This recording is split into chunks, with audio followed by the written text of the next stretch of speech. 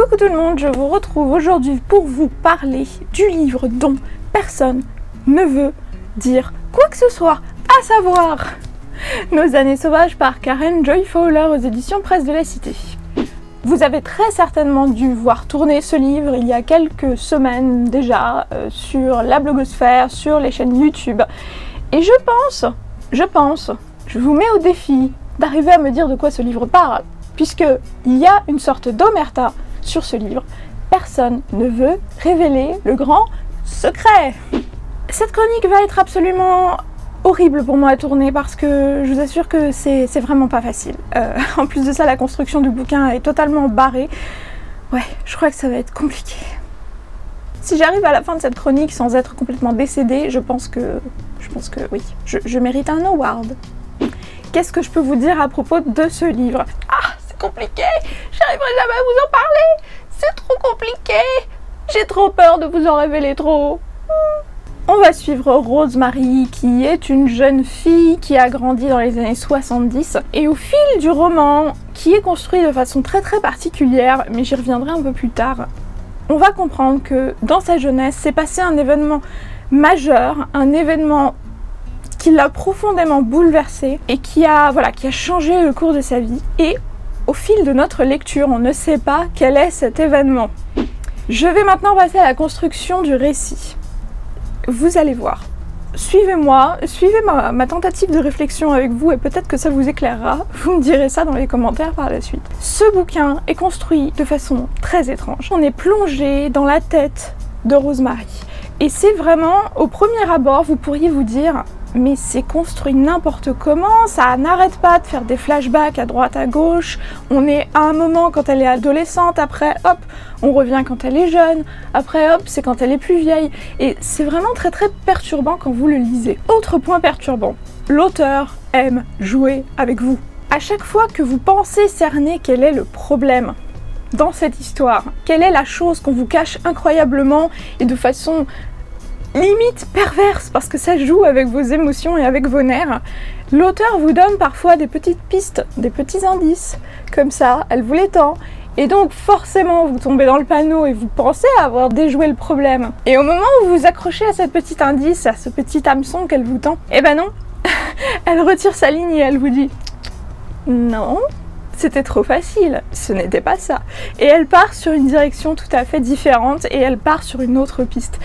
Donc voilà, c'est aussi un jeu du chat et la souris avec ce roman. C'est un jeu, ouais c'est ça, je pense que c'est un jeu. C'est vraiment très perturbant. Il y aura des personnes qui vont pas du tout aimer parce que justement elles aiment les romans qui sont bien construits, qui sont droits, qui sont linéaires et elles veulent pas perdre de temps dans un livre et ça va pas leur plaire et je suis tout à fait réceptive à ça, je peux comprendre que ce soit pas forcément pour tous les goûts. Par contre, les personnes qui n'ont pas peur de se faire mener en bateau, qui n'ont pas peur de se faire déstabiliser par ce livre parce qu'il est ô combien perturbant, je vous conseille ce bouquin parce que je vous assure que vous ne serez pas déçus. Revenons donc à Rosemary. La seule chose que je peux vous dire, c'est que Rosemary, donc, on la suit majoritairement pendant son adolescence et plus particulièrement quand elle part à la fac. Et en fait, elle va essayer de reconstruire ses pensées et ses souvenirs par rapport à cet événement perturbateur qui s'est produit quand elle était très jeune. Donc ce que je vous disais tout à l'heure, c'est qu'au début vous avez l'impression que le roman est construit n'importe comment, que l'auteur a agencé ses trucs, mais vraiment que c'est d'un brouillon pas possible, et vous avez envie de balancer le livre concrètement.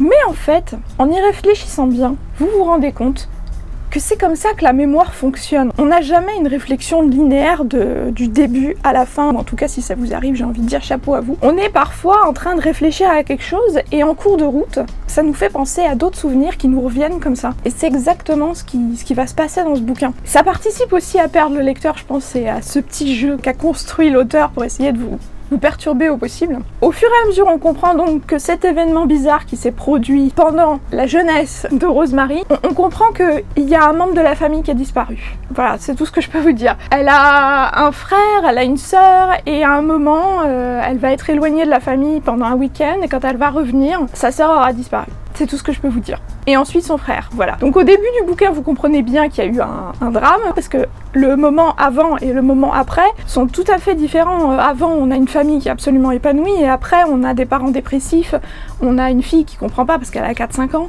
on a un grand frère qui finit par fuguer de la maison parce qu'il s'est passé ce drame, et qui est plus âgé, donc du coup, qui peut s'en aller. Moi, l'élément principal quand j'étais en train de lire ce livre, c'était qu'il y a un squelette dans un placard, et on va bientôt découvrir ce que c'est, et ça va faire un grand boom quand on va s'en rendre compte. Quand vous allez découvrir de quoi parle ce livre, je pense que vous allez être choqué pendant 3 secondes, vous allez avoir un moment de...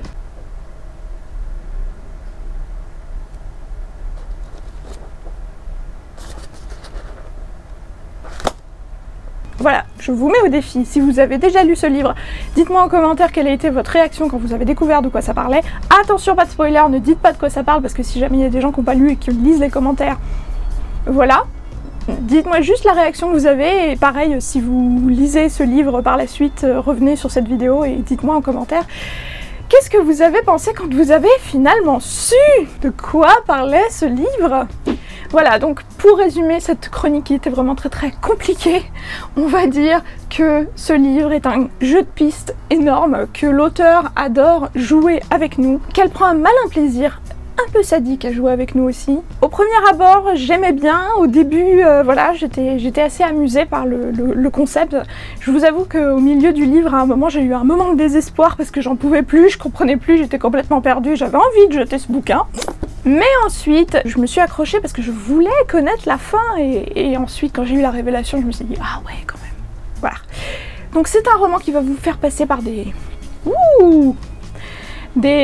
montagnes russes d'émotions. Vous allez avoir envie de le jeter par la fenêtre, vous allez avoir envie de connaître absolument ce qui se passe, vous allez être complètement accroché et aussi émotionnellement drainé parce que c'est très... Voilà, il y a des sujets qui tiennent à cœur. Et donc maintenant, je passe à la deuxième partie de cette vidéo qui va commencer à être assez longue déjà, à savoir ma rencontre avec Karen Joy Fowler, qui était là exceptionnellement pour le festival America qui se tenait le deuxième week-end du mois de septembre. Et donc j'ai eu la chance de pouvoir la rencontrer. Je vous passe quelques petits extraits de cette rencontre et j'espère que ça vous plaira, que ça vous donnera envie de lire ce bouquin. Moi, comme d'habitude, je vous dis à très bientôt, je vous souhaite tout plein de bonnes lectures et je vous fais de gros bisous. Salut! The book is based on an actual experiment that took place in the 1930s, and I probably was told about this experiment when I was maybe 6 years old for the first time. So I kind of grew up thinking everybody knew about this experiment because I had always known about it. And one day, coincidentally, on the Millennial New Year, I was talking to my daughter about her grandfather who died before she was born, so she had never met him.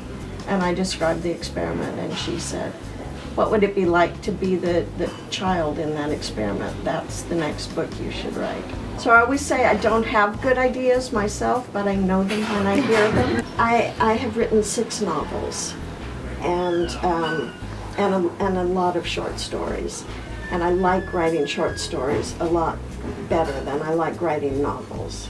So when I write a novel, I have learned that it works best for me if I can break it up into sections that are more the length of short stories and just put them together like a puzzle.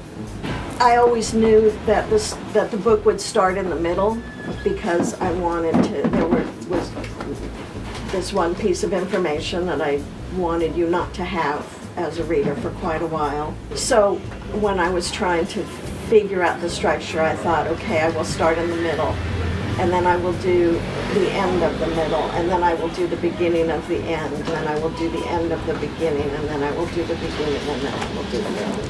As a reader, I like books that do that. I think that often mysteries are seen as a confrontation or competition between the detective and the killer, when actually they're between the writer and the reader. But in the case of this book, I felt, that Rosemary, my narrator, has a reason that she is telling this story, that she has a result that she wants to get from readers that will help her brother and will help her sister. So it allowed me, it gave me permission to feel that she could play with the narrative to try to make her point in the most effective way that she could, in a way that you know, allowed me to say, not me, Rosemary, blame Rosemary. It had nothing to do with it.